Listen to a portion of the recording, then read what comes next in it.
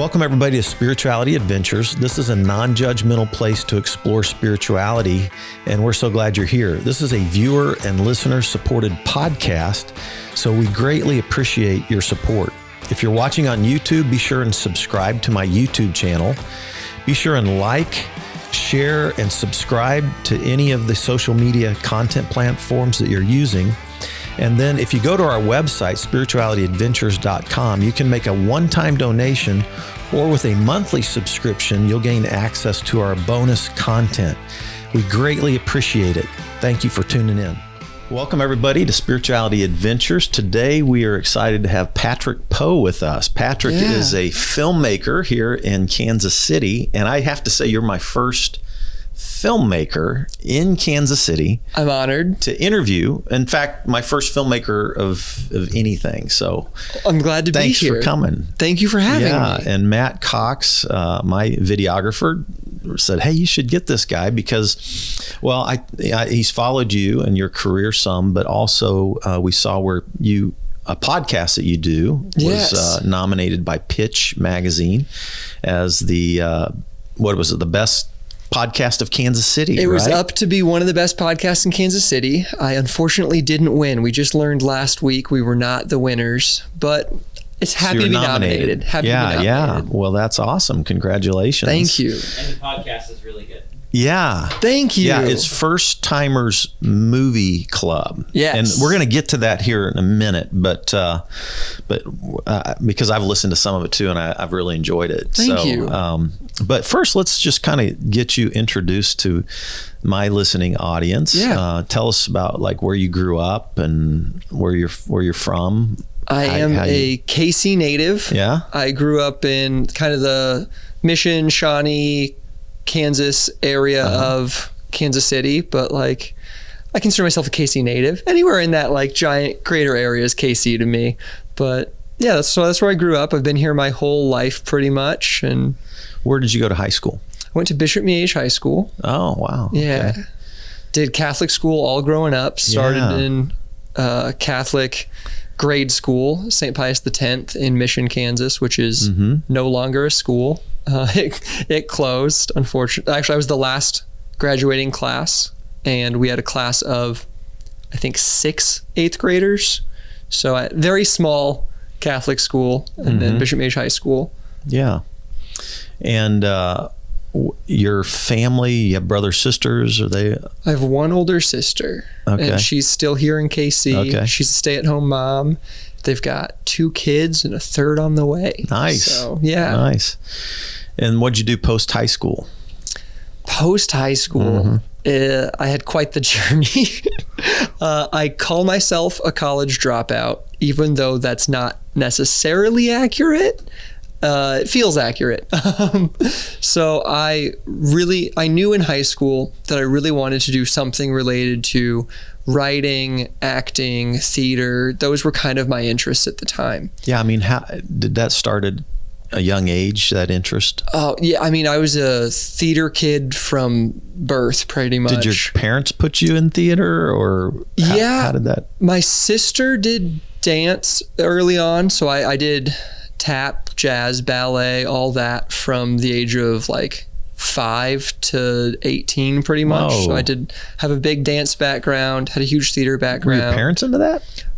My dad and my parents are both, they love going to the theater, and my dad acted in some theater even when I was young.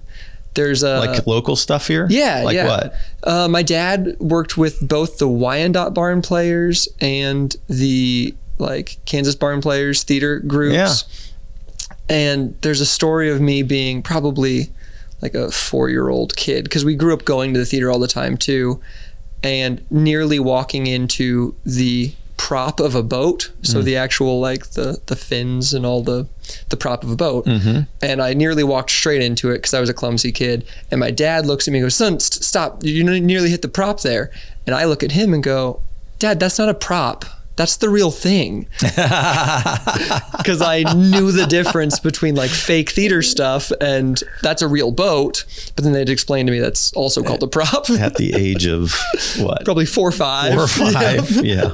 Interesting. So I grew up as a theater kid, definitely. Wow. So you were immersed in it. Yeah, I definitely even wanted to do film as a high schooler, but I didn't have a lot of friends. So like, that's how all my friends that did film in high school are like, yeah, I would get my friends and we'd come out and do film. And I was like, oh, I just kind of sat around with my camera, and like my friends were all skateboarders. So I would film skate videos all the time. Interesting. I would just film people doing different tricks. And I thought at the time that I was going to edit it together and make a cool skate video, and we'd be the next Tony Hawk, Bam Margera.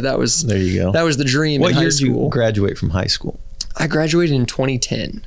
2010. So I'm just trying to think like the technology you were working with in high school with your cameras and stuff like that. Early digital. Okay. So I grew up on early digital. In high school, we worked on some DV tape cameras. So that's like the high definition tapes that they had, the mini tapes. But that was the start of my filming. And then out of high school, the goal was to do some sort of theater or writing.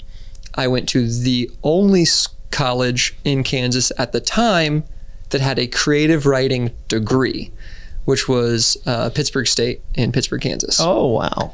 So the gorillas. Yeah. And my mom was a gorilla. She graduated from there. So I was like, oh, I'll do that thing. And then Chicken Annie's and Chicken Mary's. There's a whole few. They're both delicious. They're both great. For those who are listening, these are fried chicken places that are famous in that part of the state. Right? Rival fried chicken places. Yeah, exactly. Mary and Annie. Yeah. Yeah, fun. But going there as an English major, I was somewhat discouraged by the faculty at the time of pursuing creative writing, because they didn't think it was a job and they thought I should get a degree that led to a job. So I changed my major to be a dual major in communications and English for secondary school education, to be a high school theater and English teacher. And I thought that sounded like a good job. Okay. But after a time of being there, I realized that wasn't the job I wanted. And I'm theoretically going to school planning what my job for my life is going to be. So I dropped out of Pitt State. I ended up going to Johnson County Community College, and I have Associate of Arts in theater and photography. Okay. So that's the kind of college story. But I do, when people ask, I say I'm a college dropout. Yeah. Well, I'd heard from listening to your podcasts and different things that you had studied photography. Yeah. And then just listening to your podcast, it certainly sounded like you'd studied film a lot, whether you did it officially or just on your own. You know, you've become a film critic, film expertise. Quite a connoisseur of film. There's a famous Quentin Tarantino quote saying, I didn't go to film school, I went to films. So, because he didn't go to film school himself, he just watches movies obsessively, and that's how he learned to talk and think in cinematic terms. And I've worked in 2 different video stores. So I've got quite the movie collection, and from that, that's kind of how I learned most of filmmaking, besides being on set with people smarter than me. Yeah. I've seen one of your sets with like, I've got books, you've got videos. Yeah. My movie collection is taken over my home. Yeah.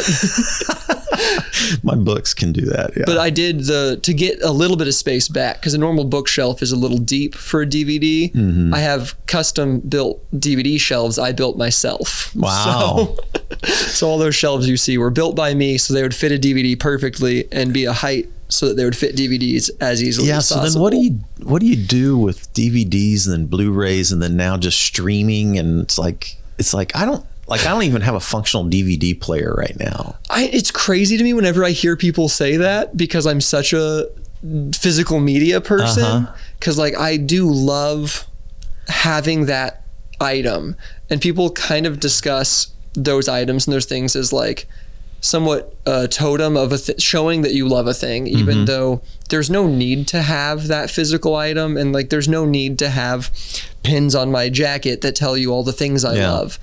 But like, those items are things that are precious to me, because that idea or that story is so precious to me. It's interesting because, I wonder if that's a part of like the comeback of vinyl. Yeah, I think so. Because it's like tangible, physical. And I, like with books, you can read all your books on digital. Yeah. But what I've found that I do that, like when I travel, I'll put books, on whatever. But I found that when I read a book digitally, I don't have a sense of where the depth of it, where it's at in the depth of the book, where it's at on the page. And I actually have this weird memory where if I read something that I like I can remember, I can almost go to it. And I mean, this is from reading over 40 years of stuff. Yeah, you got quite the collection of books. I can pull a book and know it's about a third of the way through the book and on the right side at the bottom. Yeah, and that gives you that physical memory of that book. Yeah. Yeah. And so I still tend to, like, if it's a book I really want to dig into, I buy it. Yeah, I'm similar. Highlight it and all that. Even if like I get a book from the library and I read through it, if I love that book, I'll want to go buy a book of the same one, even though I'm probably not going to read that physical copy I own, but that way I never forget that experience I had. Because I think it's kind of a reminder of an experience. And I think that's similar with vinyl. It's an experience listening to it. And then movies. It's the same. Yeah, because I go see a lot of films in theaters still because I love the experience of a theater. That's everything for me. Yeah. Do you have a favorite theater spot here in town? I mean, I always have to push the Screenland Armor. There you go. Because they're local. But I'll admit I don't always go because I'm cheap. Sometimes I'll go to a cheaper theater. But I love the Screenland Armor. And I'll push them forever and tote their amazingness. Yeah. I love Adam Roberts. But like that experience is great. I need to do an interview with You do. Them. Yeah, you need to talk to Adam. He's great. The experience of going to the theater is great. But then if I love that movie, I still want to have a thing that reminds me of how much I love that movie. Also, as a filmmaker, I love special features. So that's the only way you can get those features is buy that Blu-ray. It's got all the behind the scenes interviews. It's got the deleted scenes. It's got the commentaries. And I do that on movies I love. Like exactly. I'll go through all of that bonus content. Yeah. I'll do it for movies I don't even particularly love, but I'm just intrigued about how they made it. Like there was one that just came out. I hate to rag on a movie because that's not what I do, but Suicide Squad, like the new one by James Gunn. So I haven't watched it yet. It just came out on Blu-ray. I like that Suicide Squad. Yeah, and the series. Blu-ray just came out. And it's got all these special features, and I'm like, well, that wasn't my favorite movie of 2021 or whatever. But I kind of want to see like their gag reel because I'm sure that's a bunch of fun. I want to see what they did delete. I want to know what James Gunn process was making the film. So I'll probably end up buying that Blu-ray. I love Grandson. He did some of the music for the new Suicide Squad. Really? That song Rain. Yeah. And I think two of the main cuts from that movie are from Grandson. And he's anyway, I love his stuff. So, but yeah, it's like, oh, cool. Yeah. Because I like Suicide Squad, and when they combined it with that the music track on it. It's really, always cool seeing artists that you love collaborate in different ways. Yeah, exactly. So your wife is a partner with you, obviously, in pretty much it seems like everything you do. Yeah, definitely. Is what it appeared to me, because we don't know each other, but I've been, you stalked me on the internet. Yeah, exactly. That's what I've been doing. And so Lolo. Yep, Lolo Loren is your wife. Yeah. And tell us about how you guys met and how you've become partners in crime. So she literally in crime. I just watched Mr. Lee last night, and I'm like, it'll happen still. Anyway. So she started making films herself, pretty much literally herself. So they were written, directed, and starring her because she also had no friends. Is she a Kansas City gal? She grew up all over. Because her mother is a writer and a spiritual teacher, and she's kind of nomadic. And her parents separated when she was young, and her dad came to Kansas City when she was probably, I think 11. This is her story, so I'm not certain. But she will claim, generally, Kansas City, Sandpoint, Idaho, and Florida. That's kind of the 3 places she grew up. Interesting.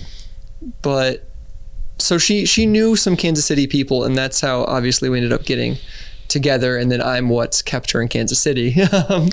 So you met through common friends? Yeah. And she wasn't living in Kansas City when you met, or? So we first got connected actually when we were teenagers. Okay.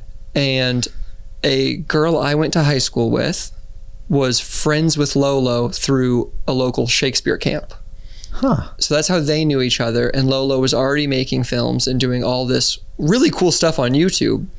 And my friend introduced me to Lolo and her YouTube channel. And so I first knew of Lolo as this girl on the internet. And I watched all of her YouTube stuff. I watched all of her content. I was like, this girl's hilarious. She's so talented. She's amazing. And then we emailed back and forth a bit for a while of like, Lolo was like, I'm going to make this thing in Kansas City. Are you interested in like acting in it or helping out? And I was like, oh yeah, I would love to do that. And then that never happened. And we kind of met once in high school. And I was like, oh, you're cool. She's like, you're cool. And then we never talked again. And then after my first year of college, we re-met pretty much on a 48-hour film competition. So the goal is you get a prompt, you get like a line of dialogue, and you get maybe a prop in a genre you have to make a film in. And you've got 48 hours to write, produce, film, edit, and submit the film. Wow. And they were like, we need some help. And that same mutual friend that introduced me and Lolo back in high school reached out to me and was like, are you in Kansas City right now? Would you be interested in helping? And I was like, I'd love to help. And in that 48 hours, me and Lolo were the only 2 people that stayed up and worked on it from hour 1 to hour 48. Wow. Doing all the writing, the acting, the filming, the editing. Interesting. And after that, we kind of just became really good friends, and we were like, we love working together. Huh. So when she was like, I'm going to start my first feature film, I was like, how can I help? What can I do? So I was there for the first script meeting. We kind of discussed what would be like a script that was possible. Her and Zachary Weaver wrote it together. She directed it. I assistant directed. I helped with some camera stuff. We ended up editing it together, and that was the formation of IX Film Productions. Awesome. And that film was Intermission. Yeah, so cool. Yeah. That's wild. So IX Production is your film's company. Yeah, we basically. were IX Film Productions, yep. And it looked like you started in 2012. Is that That's about kind right? of what we think. Okay. It's because that story is so kind of ambiguous of like, well, was it started at the 48? Probably not. We didn't call ourselves IX yet. Was it started when we first talked about Intermission? Maybe. I don't know. But it definitely existed by 2012. Yeah. Okay. We were a thing, and we called ourselves that by 2012. Yeah. So and you can go to YouTube for those who are listening and look up IX, like Roman numeral IX Production. And you've got, if I remember right, like 200 and some videos on there. We have a lot. Yeah. So if you go to youtube.com/IXFP, that'll take you directly to our page. We've got a ton of podcast episodes of both First Timers Movie Club and our older podcast, Indies on Indie. We've got at least probably 20 short films and sketches. We did a comedy special series of Kansas City comics called Laugh KC, which is just these beautifully produced stand-up comedy specials of all sorts of different comedians from Kansas City, some who've moved away and done other things since then. But we've got that. We have trailers for our feature films. We have all sorts of, there's a lot on there. Yeah. So I didn't get to the comedy stuff, which I need to do that. But I did watch. So tell me the difference between a sketch and a film short.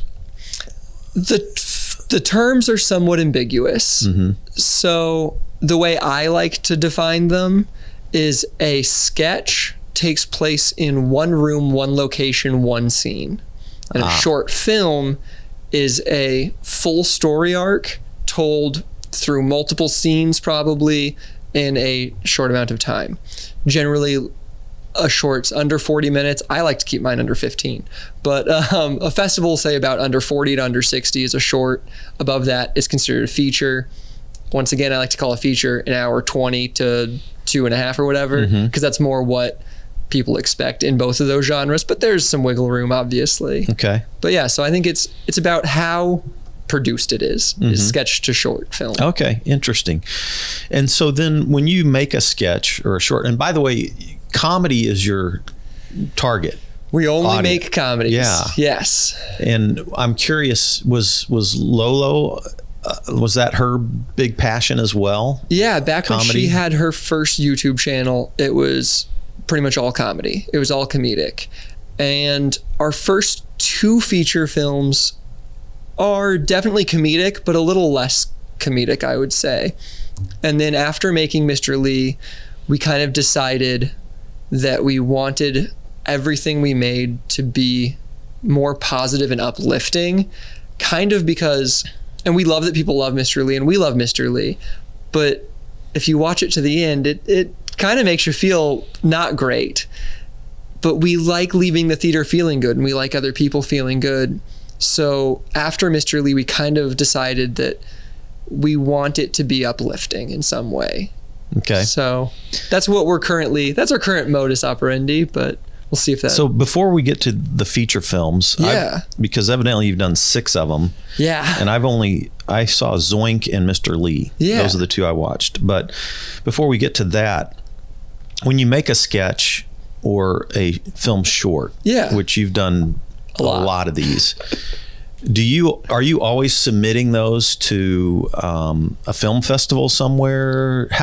How is, I'm curious because I don't know your world very well at all. Maybe you give us a little 101 on how you put your material out there. How do you get it to an audience that you want to see it? So, obviously you've got your YouTube channel and you've got followers that pick you up, but I'm guessing that there's some type of distribution system out there for what you're doing. So we started with just feature films, and we realized the downsides of feature films are they take a very long time to make and a lot of resources, and kind of between starting it and finishing it and then starting the next one, there's so much time in between there.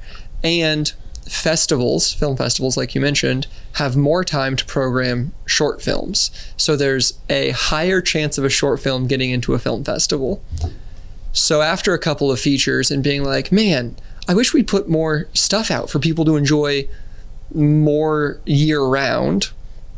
And I wish I had something that was more festival oriented. We decided to start making short films. And we've done some that are intended for festivals. We've done some that were just like, oh, this is a fun little joke we're going to put out on YouTube. And it really depends on what the film is, how we decide to put it out there. There isn't much of a distribution per se for a short film besides things like YouTube, or people use Vimeo sometimes, but that's more like filmmakers watch it than regular people watch that there. We've got a pretty good following on Facebook where we like post links so that you can go over to our YouTube.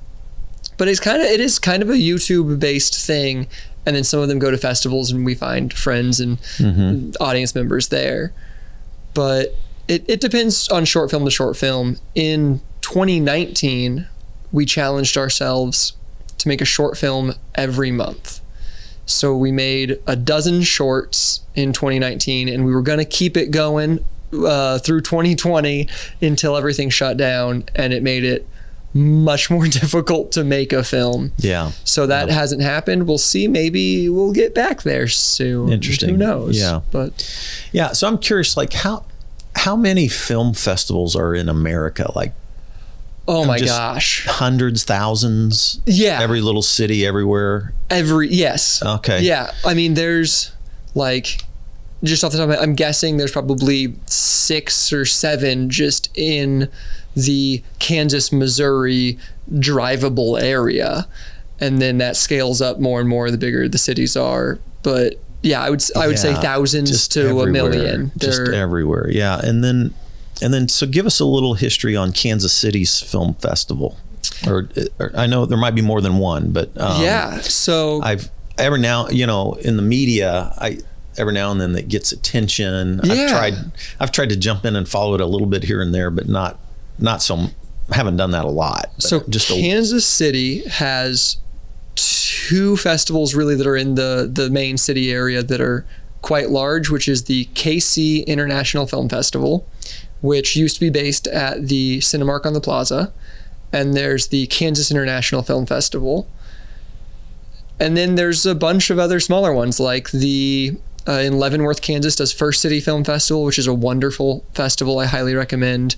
If you're in Leavenworth or if you want to drive to it, it's totally worth it. They program great shorts. They do a great job producing that festival. There's the Kansas City Underground Film Festival that just started a couple of years ago, and it's really getting its legs as it keeps going. Emporia has a film festival now called No Coast Film Festival. Wichita has Tallgrass, which has been voted in Movie Maker magazine the top 50 film festivals in the country multiple times. Mulvane, Kansas, which is right outside of Wichita, has a really small festival called Doc Sunback that's amazing. So there's tons of them, and they all have their different niches and their different things that are. But I mean I love film festivals. I've actually never intentionally gone to a film festival, but you become aware of like I know Robert Redford, and there's these huge Sundance. Ones. Sundance. Yeah. I've watched a ton of films from like Sundance. I was in Park Cities one time. Oh, really? By accident when a film festival there was going on. Okay. And that was kind of fascinating because there were movie stars walking around, and and like we're going, oh wow, this is cool, and I actually ended up attending. It's because I was like, oh, let's go to, and I've attended a film short there. I can't even remember the name of it or the title or anything, but actually was standing in a foyer with movie stars who were all, it was just kind of random, Yeah, it's one of those things where you realize how quickly the 7 degrees of Kevin Bacon is real. Yeah, definitely. But yeah, no, that's a fun world for. Yeah, and I definitely encourage anybody. KC Film Fest will be happening again in April. So I definitely recommend if people are And is it located, is there a central location for, because I know a lot of times these film festivals will be showing films in, like one film festival will be showing films in 10 different locations or something like that, morning, noon, and night. Depends on the festival and depends on things. Like I said, KC Film Fest used to be, because the Cinemark on the Plaza had like the 2 levels, It used to be like the top floor of the Cinemark on the Plaza. That location doesn't exist anymore. There isn't a Cinemark there anymore. In 2020, they were going to be in an AMC, and then that festival ended up getting canceled. 2021, they did all online. I don't know where 2022 is going to be yet, but I will be submitting, and hopefully I'll be screening there. Yeah. And some of your sketches and shorts and even some of your features have garnered some attention at some of these film festivals. Why don't you talk about that a little bit? Brag about yourself a little bit. Yeah. I would love to. Yeah, please. So Mr. Lee showed, it was our first big festival screening, and it was our first big kind of feature getting out there was Mr. Lee, which was the second feature we ever made. This came out 2018. Is that right?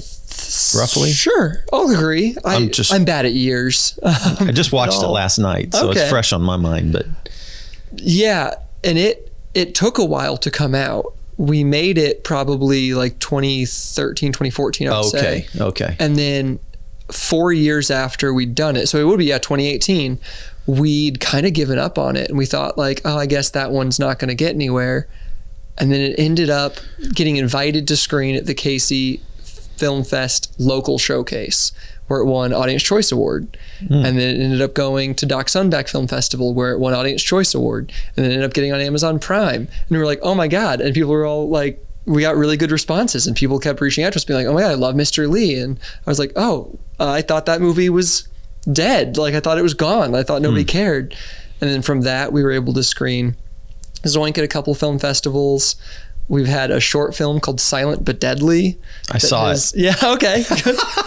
I watched that one. That one went to a handful of festivals and was runner-up for Audience Choice. We just got Audience Choice Award at Doc Sunback for a sketch called Interview Hype Man, which I don't know if you watched that one or not. I didn't see that one. Oh man, that's Interview one that Hype Man? Yeah, Interview Hype Man. Hype Man, okay. So it's I don't know if you listen to a lot of rap music. I do some. Okay, for sure, yeah. So there's in the rap like scene, there is a job called the Hype Man, and like DJ Khaled does it a lot, and Lil Wayne used to do it in songs a lot, where like you'd hear a song and then they'd just be like, yeah, oh, Lil Jon, he does it all the time. Okay. Where like it's just the yeah, okay in the background of a song. Mm-hmm. So I was like, I love that element. What if there was a hype man in your regular life?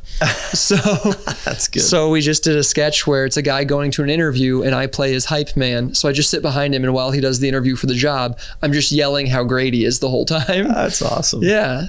Fun.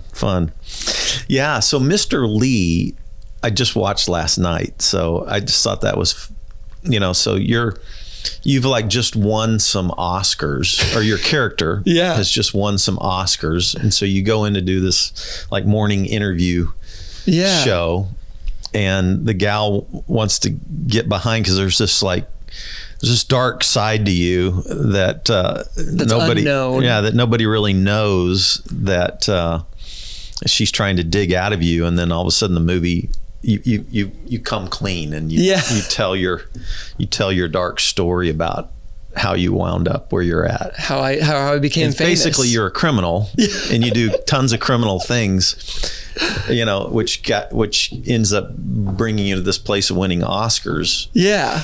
And then the final thing was like she's kind of stunned at the end of this whole story of how criminal you are. This guy should be in jail, and she's like going, so was it worth it? I thought and you're like, no.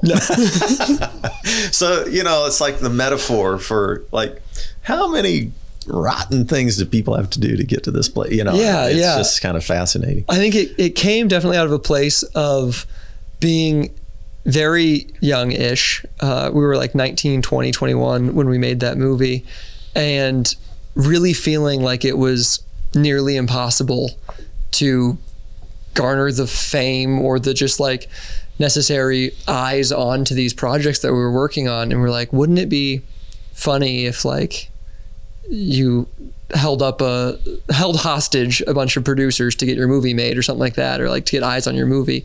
And we just kind of started throwing that around, and it ended up becoming that whole script. And wow.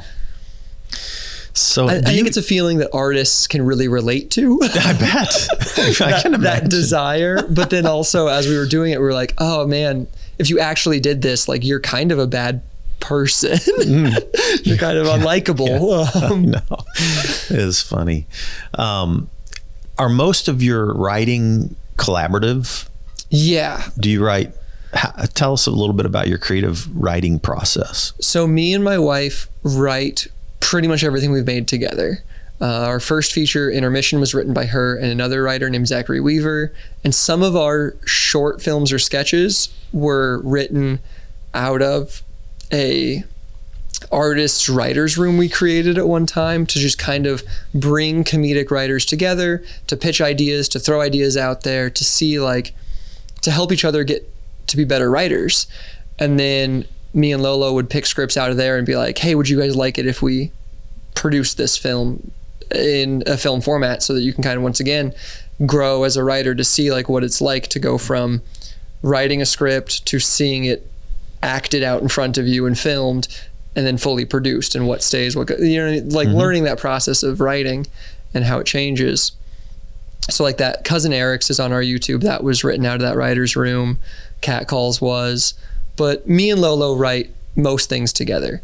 And our process, kind of, it comes out of just, we love throwing ideas at each other, and we'll have a new idea and be like, oh, wouldn't it be funny if this thing happened? Or like, I've been thinking about like this as kind of a story idea, and then we'll flesh it out in conversation. Do you have like a planned creative set, or is it just random stuff that happens through the day and then it just moves into conversation? Like, do you have a creative space that you work in? No, yeah. Okay, I mean, we've got we have our office, which is a room in our home where we make most of this. It's where our computers are at. Do you storyboard stuff? Do you?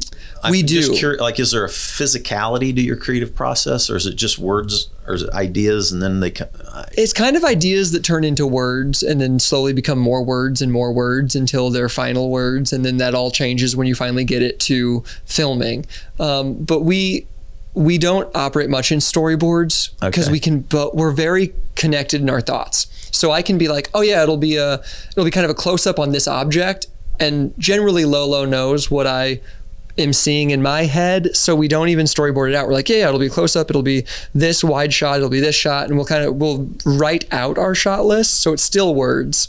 And then we get on set, and sometimes we do get there and be like, well, in my head it looks different. And then she's like, well, in my head it looks different than that. And I'm like, well, we need to figure this out. Yeah.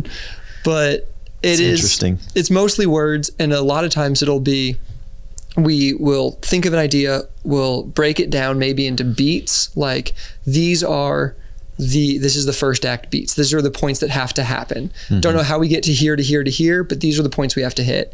This is second act, this is third act, and we have those beats. Okay. And then Lolo is incredible at just cranking out a script. She's so good at turning off that editor brain, and she's able to just be like, all right, let's just write it. Oh, that doesn't work. Who cares? Just keep writing. And she'll just write through it. And then I kind of come in and I'll edit it down. I'll give notes. We discuss notes. We'll cut it down there. I'll maybe go in and like rewrite it. And then she'll be like, all of your rewrites are bad. Let me rewrite it. I'm like, great, your rewrites are bad. And then we do that for many, many phases of rewrites until we're both happy. And then we get on set and we're still like, no, that line doesn't sound good coming out of that actor. Let's rewrite that bit too. And so things change. Interesting. On set even. Yeah. I'm going to take a little rabbit trail here just for a second. But some of my listeners may be from Vineyard Church, which was the church I pastored for 28 years. Yeah. And there was a season when I had a guy in my church named Randy Tennyson who performed at the Improv all the time down in Westport. Remember when the Improv, where I don't know if it was Westport or River Market, I think. I'm talking like 15, 20 years ago. I think the Improv's down in Westport. Okay. Anyway, he performed regularly improv comedy. Okay. And we decided to start making funny pastor, what you would call shorts, I guess. Okay. But super short, 2, 3, 4 minute little, like Pastor Fred doing stupid things. Okay. Or in the city or around, it could have been Pastor Fred's day off, or, and just me doing stupid stuff. But so I worked with him. We'd come up with crazy, funny ideas, just to put me outside the pastor box. Are these still viewable? Because I want to watch them. Yeah, so you can see them, and they're super corny. Okay. But people loved them. And he storyboarded everything. So like we'd come up with a creative, funny idea, and then we would storyboard these things. And it could be like, like we were trying to recruit greeters one time to help greet people because our church was growing. And so we came up with this one called The Church Without Greeters. And it's like this dark horror, like comedy about walking in and, shot like the Twilight. Yeah, we shot. That's awesome. The Twilight Zone. This Randy Tennyson, he lives in Florida now. He moved away, and so it ended this really fun, creative world that I was in for a while. Because then we never had anybody replace him, But it was so funny. I'll have to make sure Randy listens to this episode because, but yeah, I'll have. They're still floating around out there on YouTube. That's one of those fun things about YouTube is that like when you make it, it kind of just is there forever. Yeah, yeah. I think one of our most viewed one was Fred and Randy's Day Off. But when I hired a new worship leader, he had a big creative background with Phil Keggy and some really famous musicians, and then we just did a bunch of comedy routines off of anything we could come up with. So you do know comedy filmmaking? Well, I love it, and I even tried to act in some of these things, which I was terrible, right? But it made it all the more fun, right? Yeah. Anyway, so Zoink. I watched Zoink. Yeah. And it's on Prime right now, Amazon Prime. And it was so funny because I always try to figure out deeper meanings and things, So I'm thinking like, here's the younger brother who's an alien, and then you have the teacher who gives you too much homework. Yep. And he's pure evil. He is. And He's the worst. And he turns into goo. And I'm just thinking, this is an adolescent dream, like to be able to make a film about your little brother and your most hated teacher or something like that. It really was. And it was an absolute joy to make a children's comedy.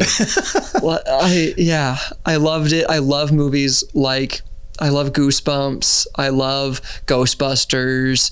I love Spy Kids. Like, I love that like genre kind of like this, like, not kid comedy, but like, yeah, like these kid comedies with like weird sci-fi. Like Super 8.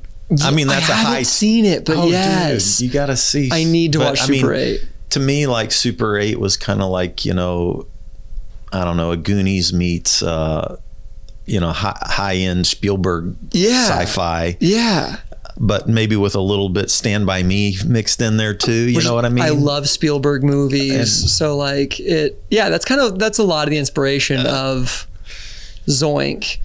That, and then like we had the kids, because two of the main kids even are Stranger Things to a degree. Yes. You know what I mean? Like these kids just like they're just experiencing life. And because like everyone relates to being a kid in different ways, and all those feelings of being a child. And I think watching a child's story is vastly relatable. I don't know. Who did the music on Zoink? Zoink's composed by Alex Ellis. Yeah.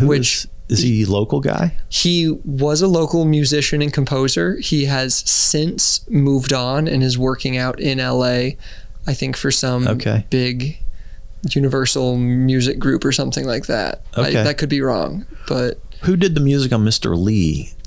Mr. Lee had a pretty big music score on it, if I remember right. All of those are free to use Incompetech tracks. Ah, okay. Which is what we did for a lot of our stuff in the early days, and still do for some of our short films, depending on the scale and budget of what we want to put into it. Okay. Because Incompetech's a wonderful resource for filmmakers. He's got all of this royalty-free Creative Commons music that, as long as you credit it in your credits correctly, you can use it for either free or donation to him. And it's great music. Like, I mean, the fact that you asked who composed it, technically nobody except for Lolo is great at cutting music together and kind of figuring out how a track will fit within a scene. So yeah, I always like. I'm always drawn to music. I have some of my favorite. And like, I love working with Alex Ellis. He composed Zoink. He did the composition for Silent but Deadly. Okay. And he just finished up working on our newest feature, Almost Sorta Maybe, that'll hopefully be coming soon. So we've worked with Alex a lot. New feature film coming out, right? We do. Next year? Hopefully 2022. It'll be. What's its title? Almost Sorta Maybe. Almost Sorta Maybe. Okay. Yeah.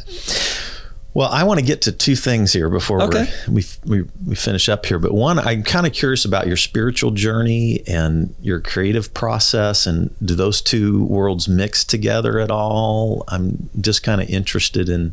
Yeah. This is our spirituality adventures. I'm always looking for angles, and I think about spirituality as connection to self, to others, and to something greater than us that's loving and caring.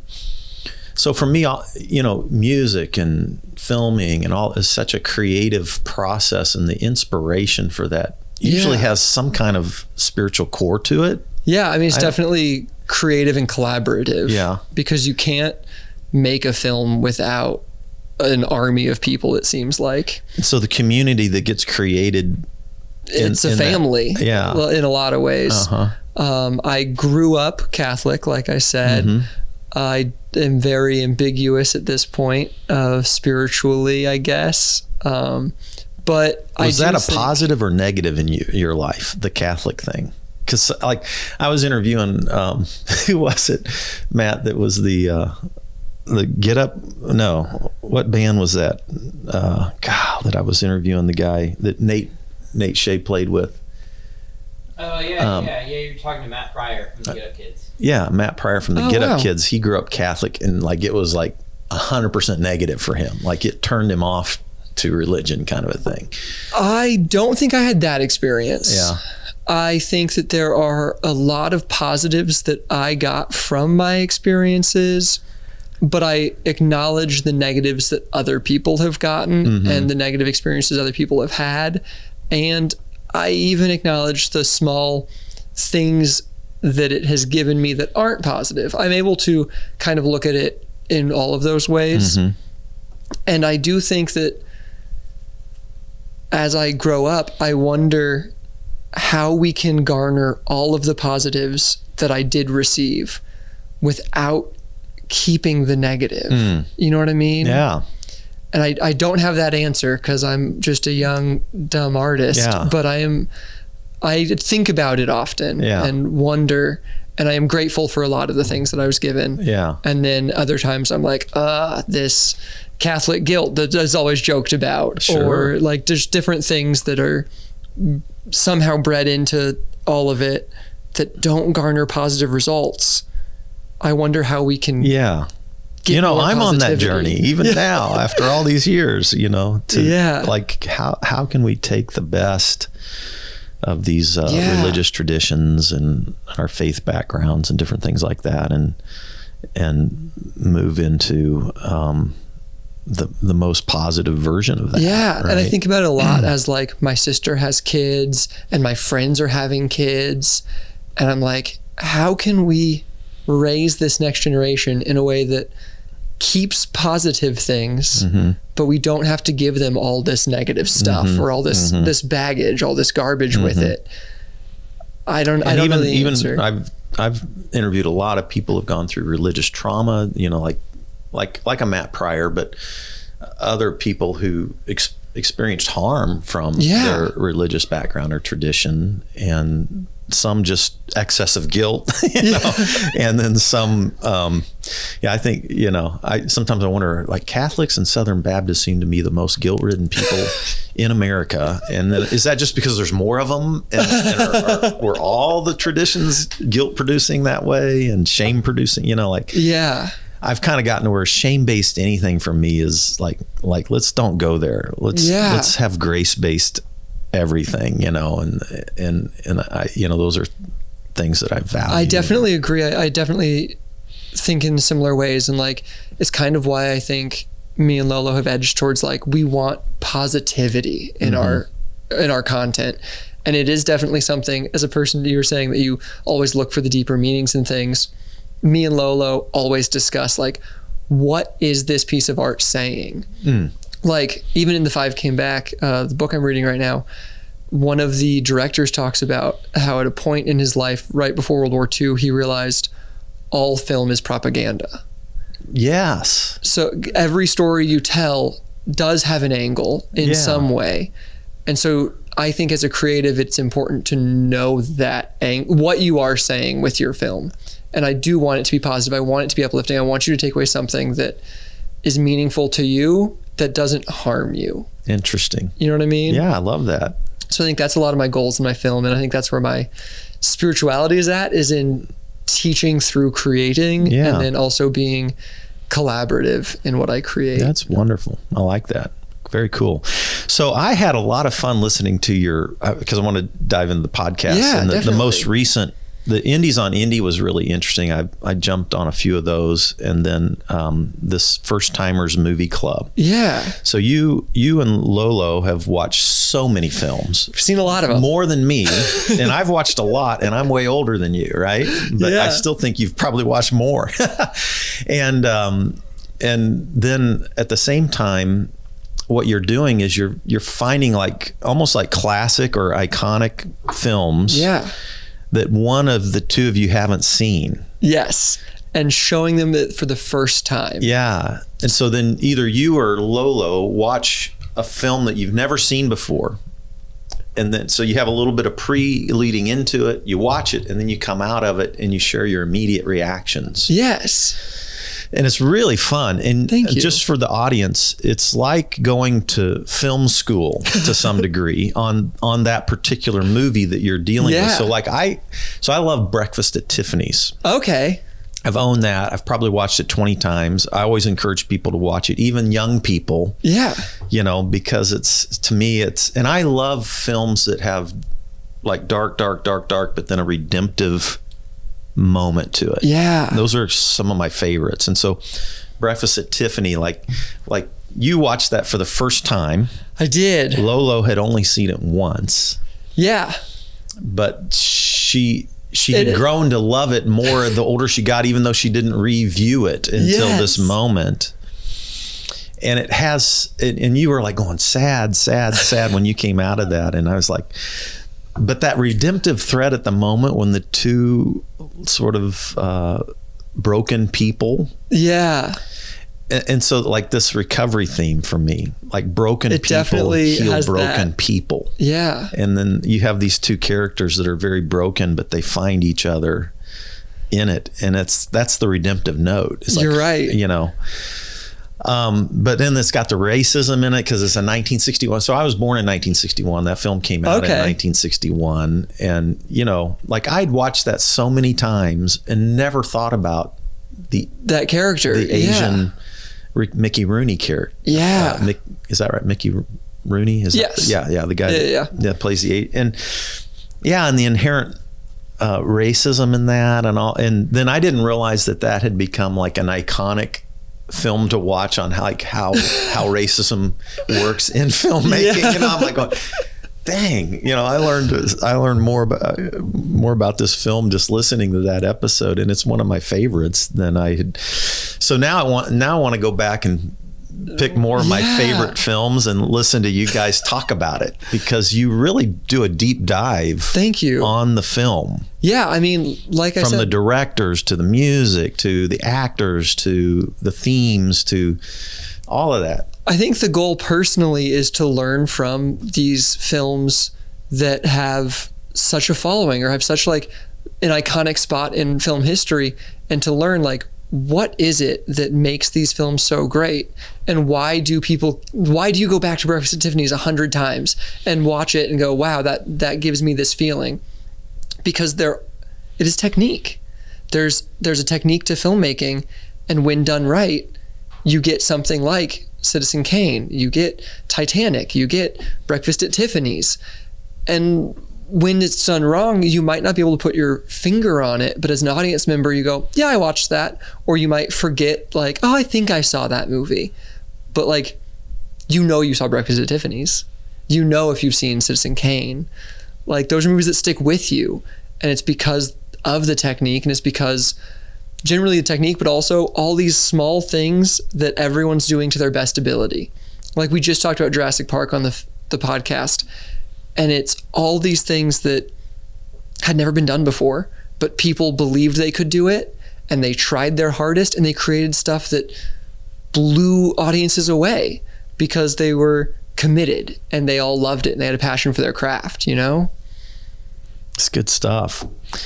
My brain is just like, movies, I love movies. Yeah. And I love stories. So I love doing this podcast because I love hearing people's stories. I love hearing your story. Yeah. And so to me, good movie making is just good storytelling. Exactly. And I'm always, there's always something about somebody's story that I love and I benefit out of. And like, I'm not a film critic. I've never filmed any, I've gone through, like, I'll have a director that I love. Yeah. And then I'll just watch everything that director's ever done. Who is it for you? Can you name someone? I don't want to put you on the spot. And these aren't like, it's not the indie world that you're from, right? Yeah. But like the Coen brothers, Wes Anderson. Who's the former Monty Python guy that did 12 Monkeys? Terry Gilliam. I love Terry Gilliam's one of my guys. Oh, man. And I'll just run through, directors like that, and I'll tend to, Quentin Tarantino, obviously, is, you can't miss him, but just, and then but then I went back with the Academy and all the best films that have ever been won. I went way back to the beginning and went through and watched all of those. Wow. And I would, that's a pretty deep dive. So I've done stuff a lot of years. like that. Yeah. So I've done a lot of film watching myself. but not with the expertise that you and Lolo have. And so I loved listening to the episodes because it took it even deeper than I've ever gone. That's the goal of each episode, is to go really just like dissect these movies that people love and dissect why we love them and what filmmaking techniques were used to make them so lovable, but also who was involved. Because sometimes you don't even think about those people in the background that created something that had never been seen before. Mm-hmm. Like the past 2 episodes, we talked a lot about the cinematographer Dean Cundy, who did the cinematography for both Death Becomes Her and Jurassic Park, and a bunch of other films that have such beautiful visuals and such beautiful effects that you don't even think about them. You're like, oh, that's just a person who has a hole through them in Death Becomes Her. Oh, that's just a dinosaur. But like, they feel real because he shot them in a way that makes them feel real, and he knows how to use his camera so beautifully. And nobody talks about cinematographers. Yeah, and that's a part of it that I love, because there's so many elements that go into great filmmaking, right? Yeah. And some of them get almost zero attention. And that's like why I love filmmaking, is because it's so many beautiful art forms that all have to come together, because it's storytelling, which is the basis of, I think, all human interaction is storytelling. So at the core of it, it's storytelling, which is beautiful. It's writing. You've got a director who's once again a storyteller, but you also have actors. You've got the camera department. You have electricians. Like, it takes all of this very crazy technical equipment to make it happen. It's editing. And back when it was film editing, it's even more magical to me. Like, the actual film might as well be magic. It really is such a cool experience. And I've been working on a couple films recently that are shot on film. And while doing it, it just blows my mind that that's how movies were made for 100 years. Yeah. And then it's an editor and it's painters to paint like matte paintings, like so much of Superman with, I just lost his name. Christopher Reeve, the Christopher Reeve Superman. So much of that movie has these beautiful matte paintings, and Star Wars has all these beautiful matte paintings that you don't even notice. You just think, oh, that's the Death Star. Oh, that's 100 stormtroopers standing next to the thing where the Emperor's coming in. Like, no, most of those stormtroopers are painted. There's only a couple of rows of real people. And you never think about that. The Fortress of Solitude, it's all a painting. That's beautiful art at its best.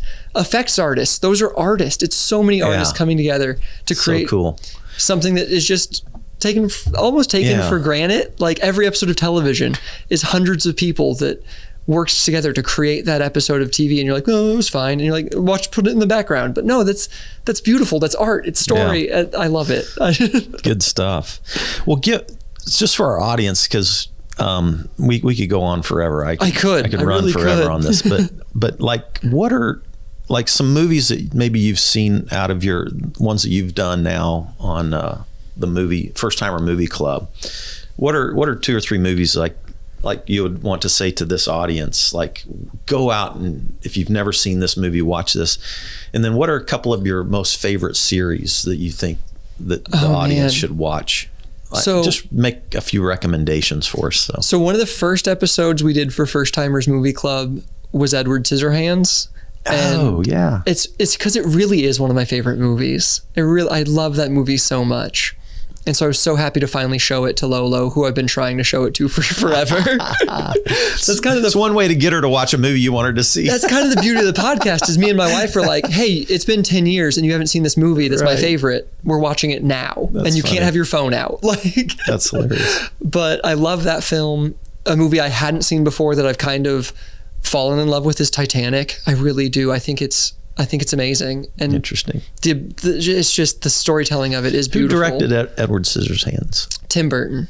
Okay. And then who did Titanic? It was James Cameron. Yeah. Which, like, he also did Terminator 1 and 2, which is incredible and so different than Titanic. But like, Burton has a style that you're like, oh, if you like Burton, you're gonna like a Burton movie pretty much. Yeah, Tim Burton is so Interesting. He's got, and he likes Johnny Depp too, doesn't he? Yeah. They work together a lot. He's got his crew of people, and they do a certain thing, but so does like a Wes Anderson. He's got his crew that you're like, I'm going to see those people in this movie. Do you like Wes Anderson? I do. I'm not like as knowledgeable about Wes Anderson as I should be, but I do. I love his style because it's so distinctly Wes Anderson. So offbeat, dark humor. Yeah. That kind of stuff. And the cinematography of it is so precise. It's so thought out. It's so planned. And then like I love Edgar Wright. He's another director I'm really into. What would I know of him? Baby Driver is probably like one of his big. Yeah, I haven't seen that. Last Night in Soho just came out, which I haven't seen yet. I haven't seen that. But the three that most people know is he did what's called the Coronado trilogy, which is Shaun of the Dead, Hot Fuzz, and At World's End. Okay, I've seen two of those. Okay, yeah. I've seen Shaun of the Dead and Hot Fuzz. Me too. I actually haven't seen At World's End either. But like his style and the way he like moves the camera and just the way the edits go, or you're like, oh, that's how Edgar Wright makes a movie, and I really love it. Like we did a short film called Everybody Does It, and the edits in that film are 100% just an homage to Edgar Wright. Like that's what I wanted to do in that movie, and Lolo was with me, and we're like, this is how we're doing it, and it's edited to feel like that. Yeah. And what about any series that you would like go, God, don't miss this of late? I mean, even some of the streaming stuff. Yeah, I watched so much television. Like I loved Game of Thrones, just like everybody else. I haven't seen that. Really? Yeah, I've been afraid to get into it because I thought I'll never resurface. Yeah. I'm also the nerd that like I love the books, so the books are incredible. And as a reader, I think you should read them. They don't get to end yet, but yeah. Did you watch what's the gal that during the pandemic came out that was the girl that grew up in an orphanage, got addicted to Xanax and alcohol? She was the chess player. Oh, Queen's Gambit. I have not checked it out yet. Wow. I loved that. I need to. Yeah. I think that was probably my favorite of the pandemic era, was Queen's Gambit. It's so interesting to me with the binging shows like Queen's Gambit that everyone's like, oh, I watched it all in a weekend. And then people are like, yeah, but like 2 hours for a movie, that's kind of a commitment. It is funny how people are more willing to be like, I'll watch 10 hours of TV over the course of 2 evenings. And it's like, you're watching 5 hours each. You could watch 4 movies in that time. Yeah. But so like, I don't watch all those streaming shows or like just those like big series as often as like I feel like a lot of the people do, because I tried Breaking Bad and I'm like, oh, I get it. I love this series. I love what I've seen. I don't need to watch every season. Like I don't know. Like I don't stick with things long enough for TV a lot of the time. Yeah. Interesting. Yeah, it is. I do think, don't you think the pandemic will have some lasting impact on the movie film world? Do you think? What do you think? I think it may. I think it definitely is. What I hope happens, I guess, personally, is I hope people realized the importance of the art and the storytelling and how much they really loved it. And I hope as cinemas and theaters open, people go to the Screenland Armor and think of it as an event and as a thing to go. It's a thing to go do. It's people used to get dressed up to go do it. Like it's an event. It's not just like, oh, I guess we could go see a movie. You're going to the theater. Like it's so I hope that mentality changes. I hope people appreciate the people that make these things. And I also think that it may give rise to some smaller stories that we may not have seen previously, because as films get more and more expensive to make, maybe they'll start making stories that are less and less expensive and a little more pared down because they're now going on streaming or they're now going to the cinema, but they're not staying there necessarily as long, or things like that. Yeah. So maybe we'll see more weird stuff, and more weird stuff will get more attention. Yeah. It was interesting, but man, I mean, like I didn't go to a movie for over a year. Same. And I still hardly am back to the theater again. It's still a big decision. Yeah. Whenever I go to the theater, I'm like, oh, is it worth the the work and the worry of, do we wear a mask? Do we not wear a, like, how many people in this room might be vaccinated or not? Like, there's so many things in the back of your head that, like, kind of unfortunately take away from the experience of how much I do love going to the movies. I really love it. Well, thank you so much for joining us on Spirituality Adventures. This has been fun. I could talk another 2 hours with you about movies, but I want to encourage our listeners to check out your YouTube, IX Production. Yeah. And lots of content there. And then the current podcast that you're doing is brilliant. I love it. First Timers Movie Club. Yeah, if you love movies, go give it a Patrick listen. And his wife Lolo, and you can even just roll through there and pick one of your favorite movies and listen to them. And I promise you will get educated and have a new appreciation for even some of your most favorite films. So thanks for what you do, and thanks for coming on Spirituality Adventures. And thanks everybody for listening. We'll see you next time. This concludes today's episode. Thanks for tuning in and listening. Remember, if you're watching on YouTube, subscribe to my YouTube channel. Remember to like, share, or subscribe to the social media platform that you're using. And then go to our website, spiritualityadventures.com, and make a one-time donation, or you can subscribe monthly and receive our special bonus content. Thanks so much.